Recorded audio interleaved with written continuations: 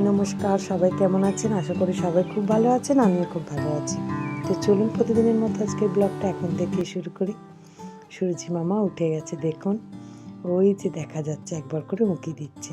তাই চিনিকেও আমি বাইরে বসিয়ে দিয়েছি যাতে সকালের রোদটা ওর গায়ে লাগে আর ও একটু সুস্থ থাকে।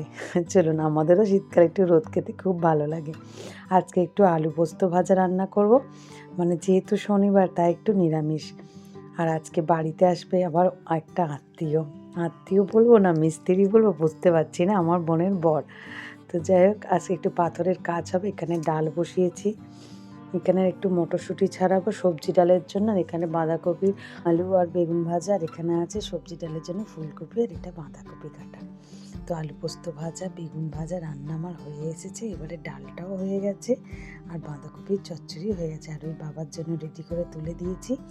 এবারে করছি এখন একটু চাটনি, নিরামিষে তাই কী খেতে দেবো এই সব ভাবতে ভাবতেই মনটা যেন অস্থির লাগছে। তাই একটু আমসত্ত্ব খেজুর দিয়ে চাটনি বানাচ্ছি আর সাথে একটু পাঁপড় ভাজবো আর একটু মিষ্টি আনিয়েছি। ব্যাস, আজকের রান্নাবান্না এই। আর ভাতটা আমি ভাবছি একটু বেলাতেই বসাবো। রান্নাটা যতই সকালে হয়ে যাক না কেন, ডালটা গরম করলে দুপুরবেলা হয়ে যাবে, কিন্তু ভাতটা একটু গরম গরম বানিয়ে দেবো। সকালে আমাদের আলাদা একটা ভাত হয়েছে আর ওর বাবা নিয়ে যাবে বলে, সেটা আমরা খাবো। আর আবার একটু গরম ওদের জন্য একটু বেলায় বানিয়ে দেবো। একটু পাঁপড়টা ভাজছি। এখন বাজে প্রায় ধরুন 1টার মতো, স্নান হয়ে গেছে, আমাদের পুজো হয়ে গেছে। গরম গরম পাঁপড় ভাজছি।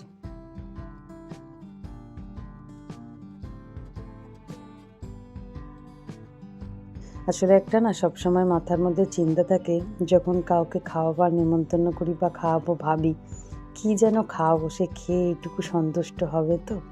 আবার মাছ মাংস থাকলে একটা কথা ছিল, আবার এই নিরামিষ তো, তাই কিন্তু জানি না কী হবে। মোটামুটি আমি তো জোগাড় করেছি সাধ্য মতো, আর এই অসুস্থ শরীর নিয়ে চেষ্টাও করেছি করার। তো মোটামুটি হয়ে গেল রান্নাবান্না। ডালটা এখন গরম করছি আর ওদের জন্য অলরেডি আমি থালা সাজিয়ে ফেলেছি। এখন টুকটাক কাজ হচ্ছে। আসলে আজকের কাজটা এখনই হয়ে যেত জানেন, সকাল থেকে আমাদের ইলেকট্রিক নেই। আমাদের না, আমাদের এই আশপাশটা কোথাও নেই। সেই কারণেই বেলা 2টো বাজতে যায়। এই জায়গাটা হবে, কিন্তু এখনও কমপ্লিট হতে পারলো না। এটা আমাদের মনসা তুলসীর জায়গা আর কি।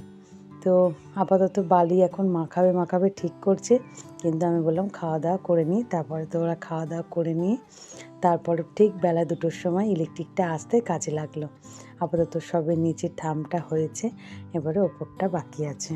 তবে এটা আমার অনেক দিনের শখ বা ইচ্ছাই বলতে পারেন ছিল, যে আমার মনসা তলাটা এরকম হবে। তো ছিল মনসা ঠাকুরের জায়গাটা, কিন্তু মন্দিরের জন্য তো ভাঙতে হয়েছিল। এখন আবার সেটা সুন্দর করে আমি করে দিচ্ছি। সত্যি সবই মায়ের ইচ্ছা। তবে আমি সিমেন্টেরই ফের করবো বলেছিলাম, কিন্তু আরুর বাবা বলল না, এবারে যখন হচ্ছে নতুন করে পাথরই বসাবো। তাই হচ্ছে পাথর বসিয়ে। এই দেখুন এখন পুরো সম্পন্ন হয়েছে। যেহেতু অনেকটা দেরিতেই কাজটা শুরু হয়েছে, তাই অনেকটা সন্ধ্যাও হয়ে গেল। এখন বাজে প্রায় 6:30টার মতো, সবে মাত্র কমপ্লিট হলো। একদম রেডি, কালকে শুধু মনসা ঠাকুর বসাবো। আজকে আবার আরোহী আর আরোহী বাবা যাচ্ছে একটা কালী পুজো বাড়ি। দুজনে যাচ্ছে, আমি তো যেতে পারলাম না, তো আমি বাড়িতেই রয়েছি। আর ওদিক থেকে দাদা বৌদি ওরা যাবে আমার মাসির বাড়ি।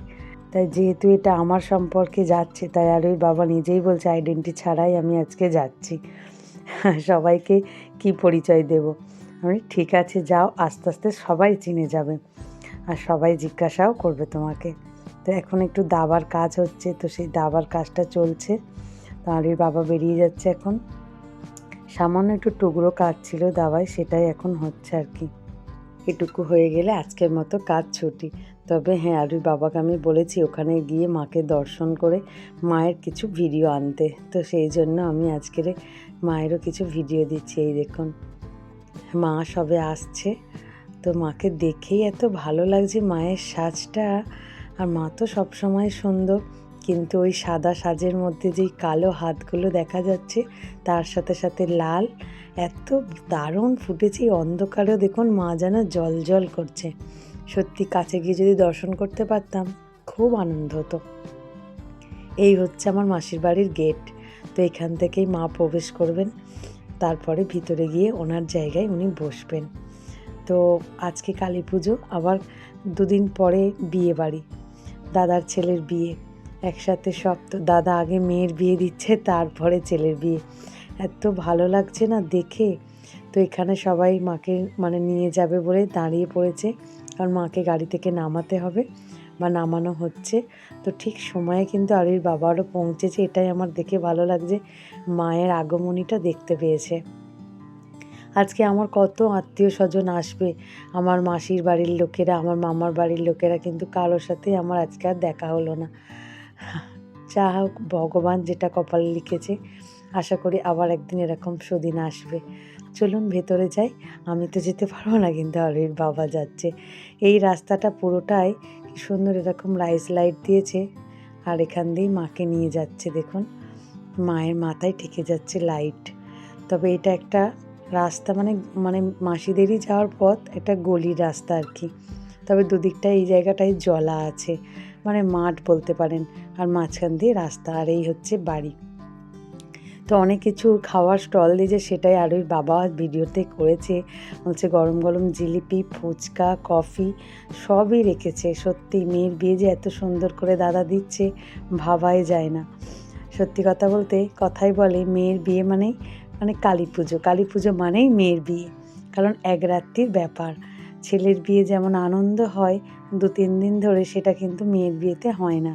তবে এখন অনেক কিছুভাবে আনন্দ করা যাচ্ছে, মেহেন্দি, একদিন আশীর্বাদী, এই সব নানানভাবে জোর করে এটা করা যায়। কিন্তু যেটা প্রথম থেকে প্রচলিত শুনে আসছি, মেয়ের বিয়ে মানেই কালী পুজোর রাত।